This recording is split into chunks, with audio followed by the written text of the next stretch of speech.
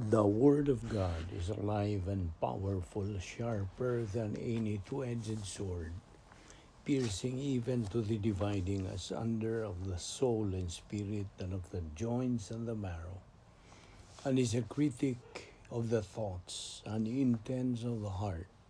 All Scripture is God-breathed and is profitable for doctrine, for reproof, for correction, for instruction in righteousness, that the man of God might be mature, thoroughly furnished unto all good works.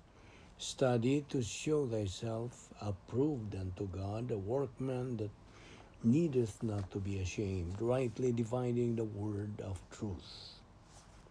For as the sufferings of Christ abound in us, so our consolation also abounds through Christ. And our hope for you is steadfast, because we know that as you are partakers of the sufferings, so also you will partake of the consolation.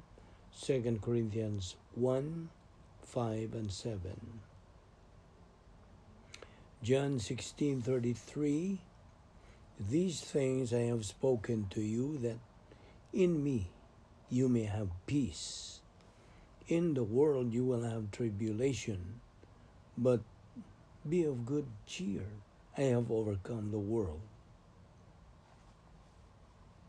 James 5:13, is anyone among you suffering? Let him pray. Is anyone cheerful? Let him sing psalms. Romans 8:16-18 says, the Spirit himself bears witness with our spirit that we are children of God. And if children, then heirs, heirs of God and joint heirs with Christ, if indeed we suffer with him, that we may also be glorified together. For I consider that the sufferings of this present time are not worthy to be compared with the glory which shall be revealed in us. Psalm 27:14, wait on the Lord, be of good courage, and he shall strengthen your heart. Wait, I say, on the Lord. Before we start our Bible study nining adlaw sa masanandan gi kinahanglan ang atong pagsusi sa atong tagsatag sa kalag kung napapakita mga salang na hibilin aron kini dili mahimong babag sa atong pagbuhaton nga pagtuon sa pulong sa Dios, gikinahanglan atong paggamit sa prinsipyo sa 1 John 1:9 nga nagkanayon, if we confess our sins, God is faithful and just to forgive us our sins and to cleanse us from all unrighteousness. For you unbeliever, the issue you face is faith alone in Christ alone. Agi ka na o pagsunod sa mando o pag-agda sa pulong sa Dios nga ikaw mutuo kang Ginoong Kristo nga imong personal nga manluluwas. Musa sa hilom magampo kita agi pangandam.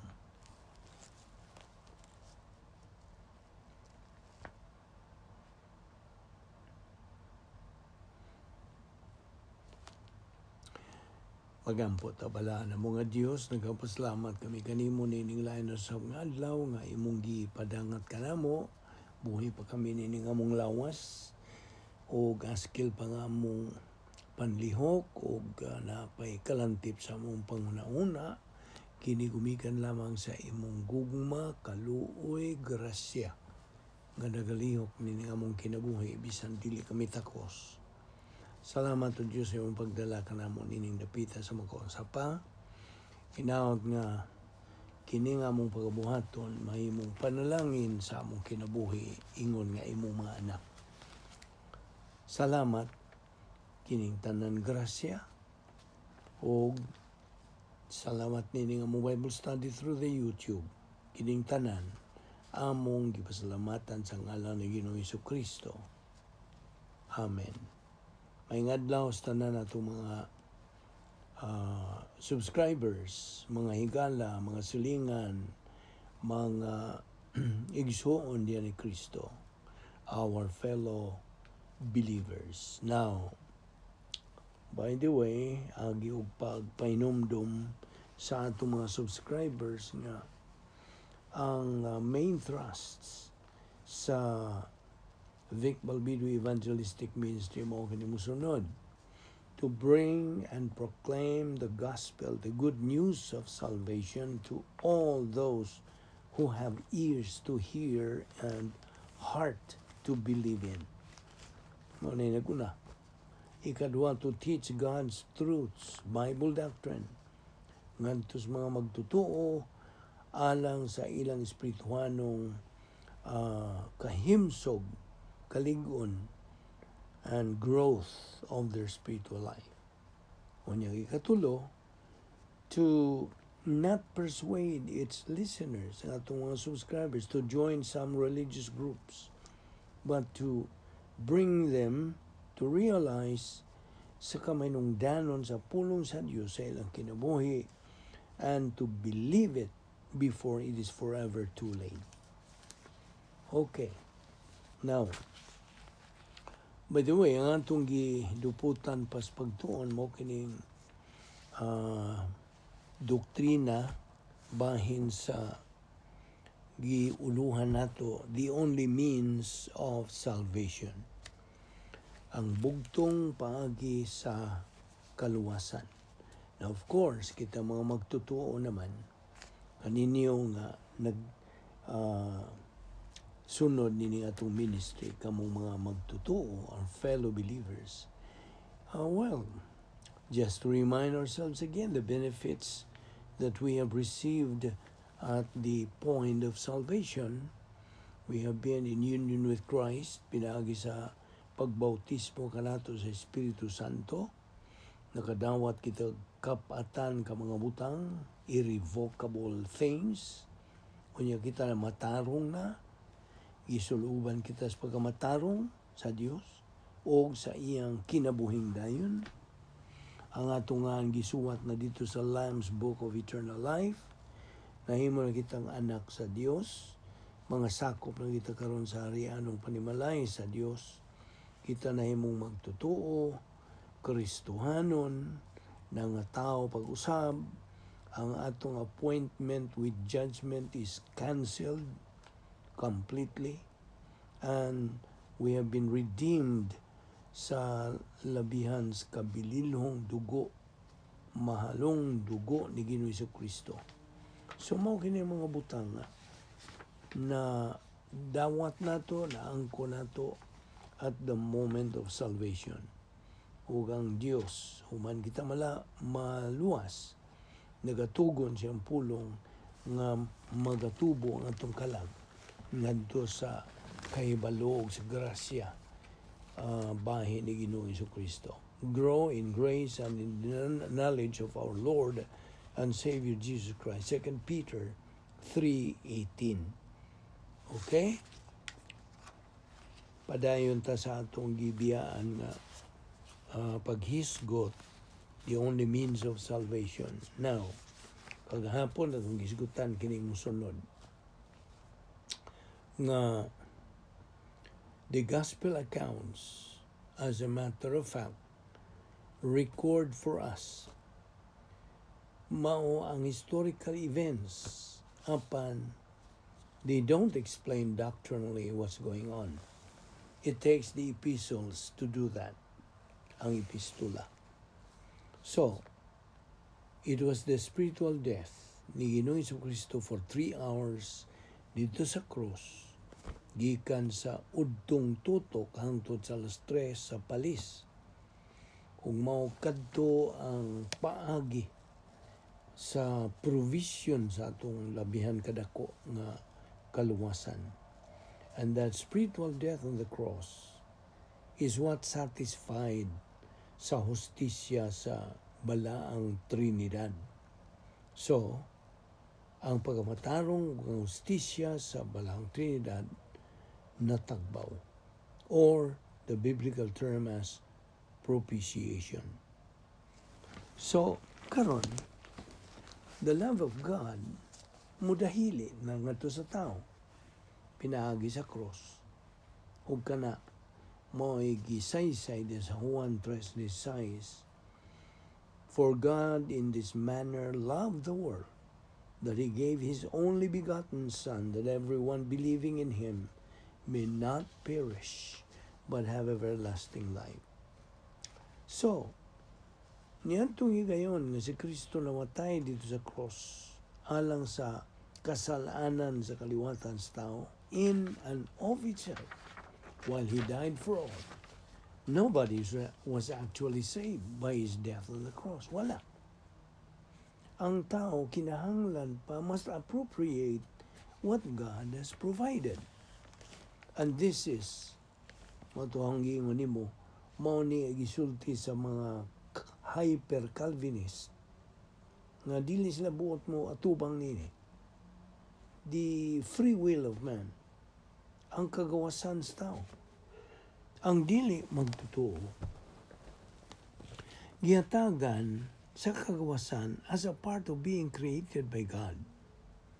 Nga diin, ang tao gibuhat sa Dios uban sa iyang pagkaalinggat siyang kaugalingon, pagkasayon siyang kaugalingon, gitawag na ito sa English of self-consciousness, o gana diha sa iyang kalag-kana, ang iyang pangunahuna na sa iyang kalag, ang iyang kabubuton nga naapod siya sa iyang kalag, ang tanlag, ug ang pagbati.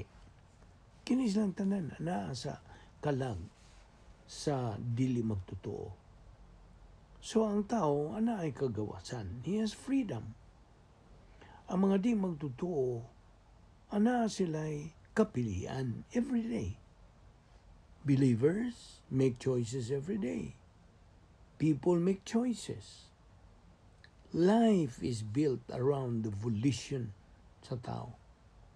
Ang tibuok ng plano sa Dios is built upon the volition of man. So ang pagdili nga prohibition given to Adam ug sa babae in the Garden of Eden nga tumabasa sa Genesis 2:16 ug 17, wa ni hinungdan kung ang tao wa pa siya kagawasan. Gusto? But man does have freedom. And God jealously guards the freedom of all members of the human race. Yes, ang Diyos panalipod ng kagwardiya sa kagawasan sa dili magtutuo, to the point that God will allow the unbeliever. He has empowered the unbeliever to exercise his freedom. Makagamit siya negatibong kabubuton, sa pinagi sa iyang pagsalikway kang Kristo ingon nga manluwas, o adto siya magkinabuhi sa eternidad dito sa linaw sa kalayo, distinctly contrary to the declared will of God in 1 Timothy 2:4, he who desires all men to be saved and to come to the knowledge of the truth, o ang 2 Pedro 3:9, nga nagkanayon, God is not willing that any should perish, but that all should come to a change of mental attitude. Ug busa, ang kabubuton sa tao, mao ang isyu. Ang free will. Ug ang Dios, wa magkompromiso sa iyang katarong, sa iyang integrity, sa iyang kinaiya. Wala. He provided salvation alang sa tanan. Now, ang nag-una nga tulo ka bahin sa babag, the three parts of the barrier, provided for all. The first three parts of the barrier are applied to all members of the human race. Di man ni? Paminaw na God. Ang kaluwasan, gasa kini sa Dios. Gusto? Episode 2:8-9 sa gisulti. Sa in English nagkanayon kini.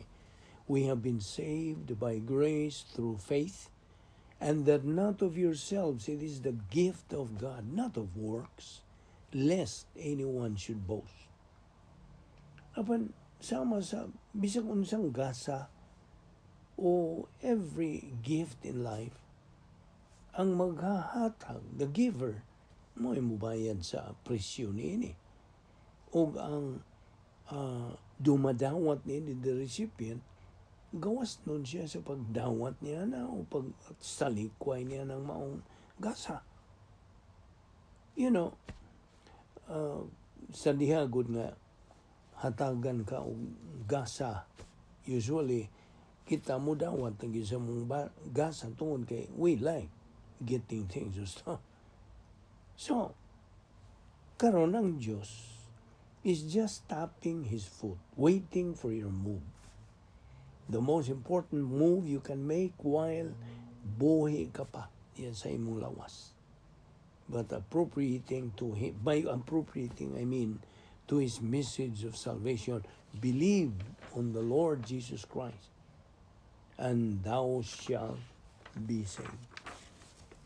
So, is there any good reason anong dili ka, ikaw nga di magdudod, dili pag yung ka makasalig, makatuo, makadawat kang Ginoo sa Kristo, ingon nga imong madluwas o Ginoo? Unsa may imong katarungan o na baka, do you have any good reason? Inumdumi itong Roma 6:23. Kaya ang suhol sa sala, maong kamatayon. Kapananggasa sa Diyos, mao ang kinabuhing dayon, pinagi kang Ginoo sa Kristo ng atong Ginoo.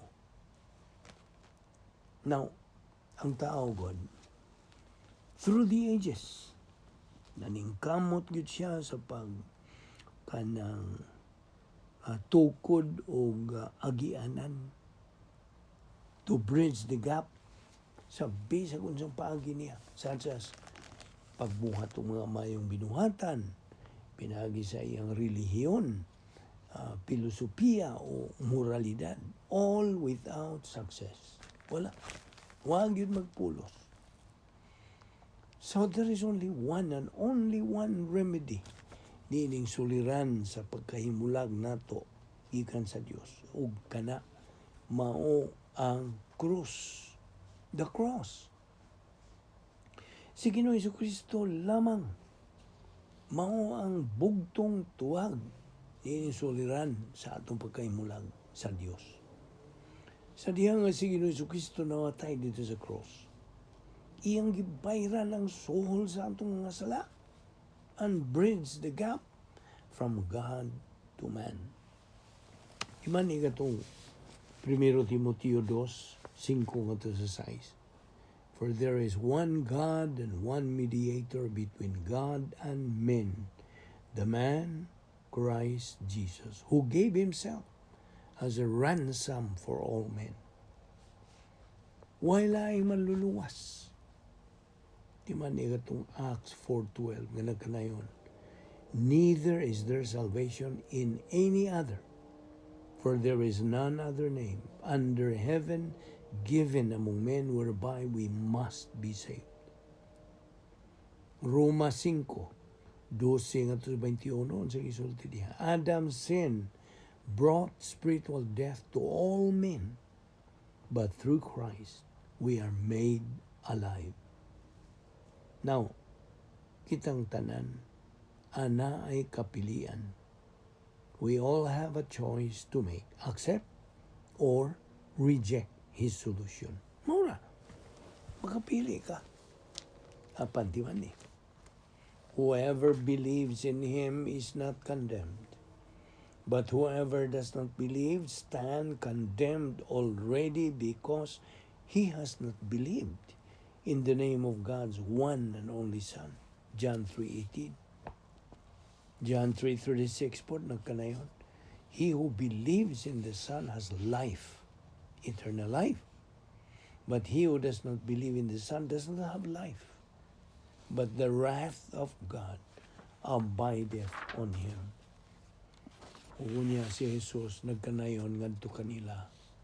Ako mao ang tinapay sa kinabuhi. He that cometh to me shall never hunger, and he that believeth on me shall never thirst. John 6:35. Now, dili ni physical nga pagkaon, dili. Kundi spirituhanon kini. Spiritual food, eternal life. Kay there is total satisfaction which describes the total salvation package.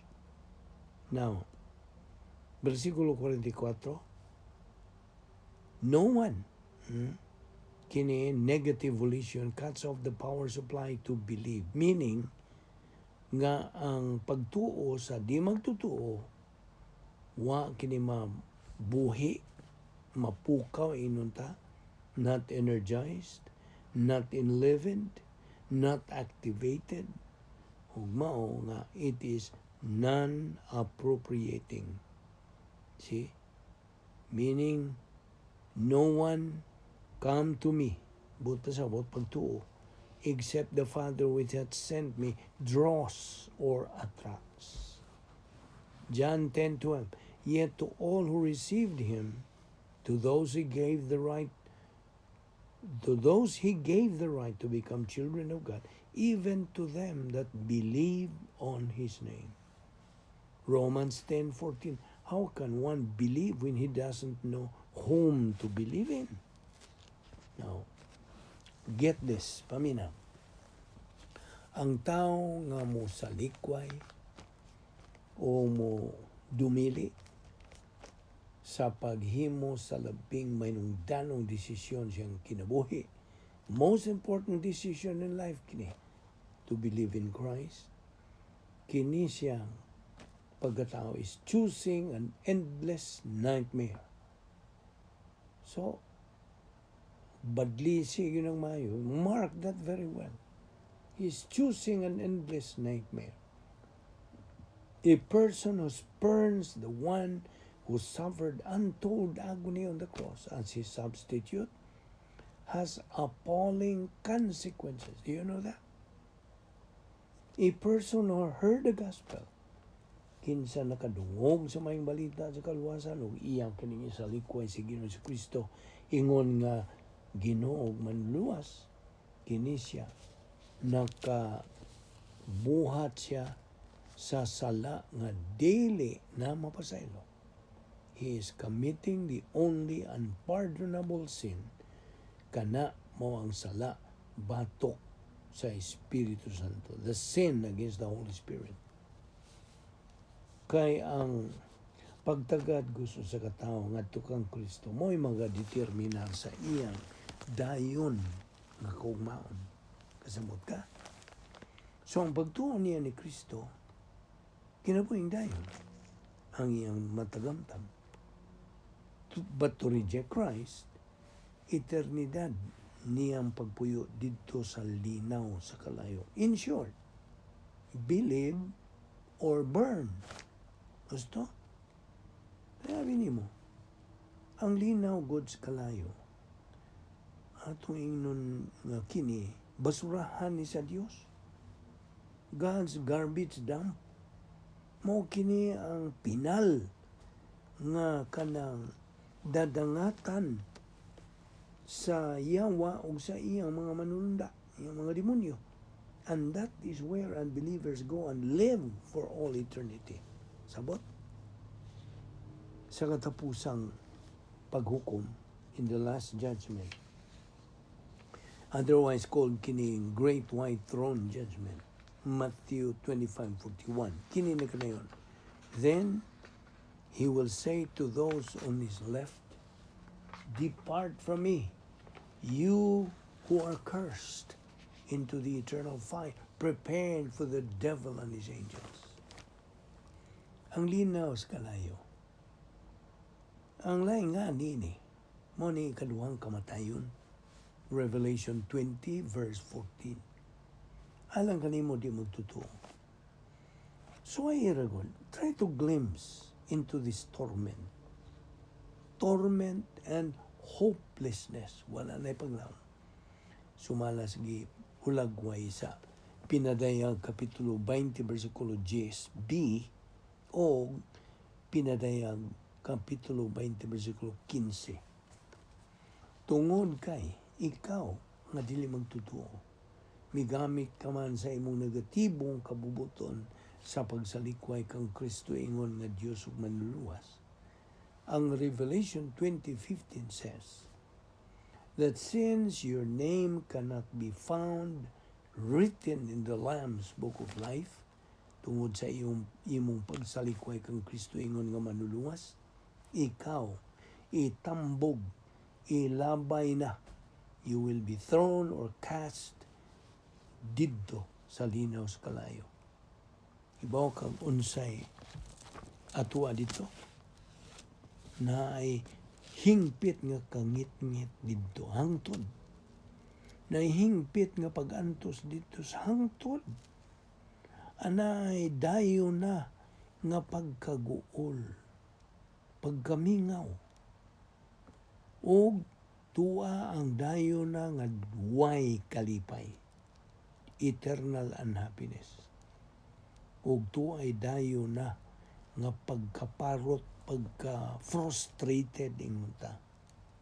At tua ay dayo na nga kasuko, kalagot. See? Eternal exasperation, anger. Wa na napay grabe.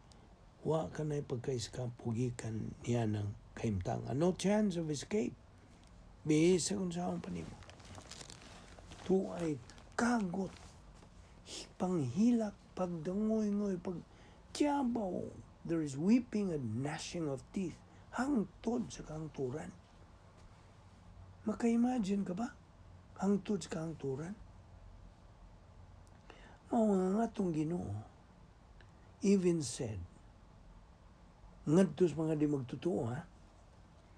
It's better off for unbelievers to have never been born. Mas may palang untan ni sila kuha na lang mga tao.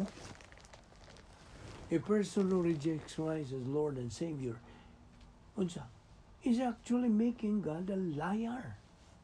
Tiyaw mo na. A person who rejects Christ is resisting God's will.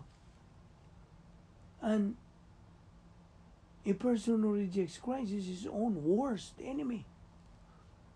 Unbelievers are eternal losers. Ayaw kalimot niya na. Ang tao, wala bagyo'y ikabalibad. No excuse. Ingon tingali siya, wa magkaila sa Diyos tungod kay wa magyo'y nagpa tinaw ka na ko, may nagsulti ka na ko bahin sa Diyos. Mao nga, dili ko angay nga itambog dito sa linaw kalayo, sa kalayo. Napabasahan ang tawana sa Roma 1:18-20 to refute that statement. Ang tinuod mo kini. Ang tanan nga pagsalikway sa kamatuuran, pagkaarugante na.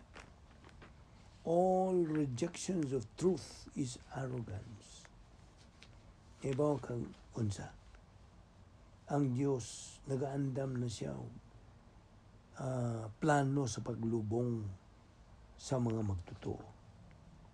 God has already prepared a funeral plan for unbelievers. Do you know that?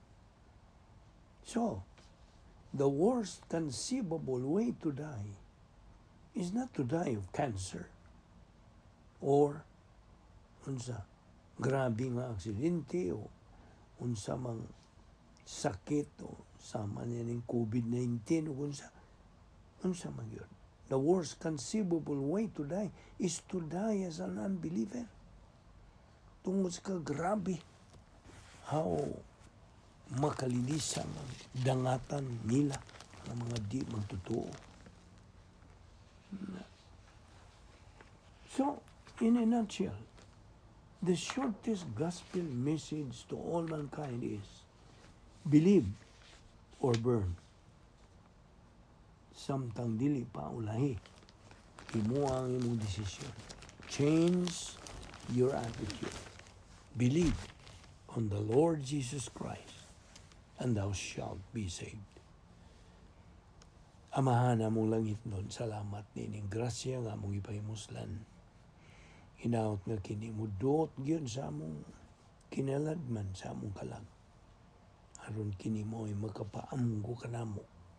Unsa gayo di ay kabililhon sa imong mayong balita sa kaluwasan. Ug usa lamang di ay ang paagi nga kami maluwas.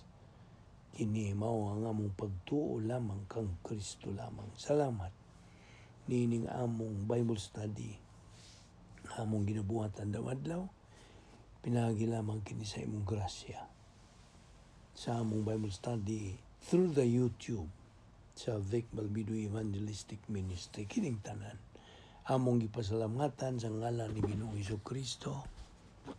Amen.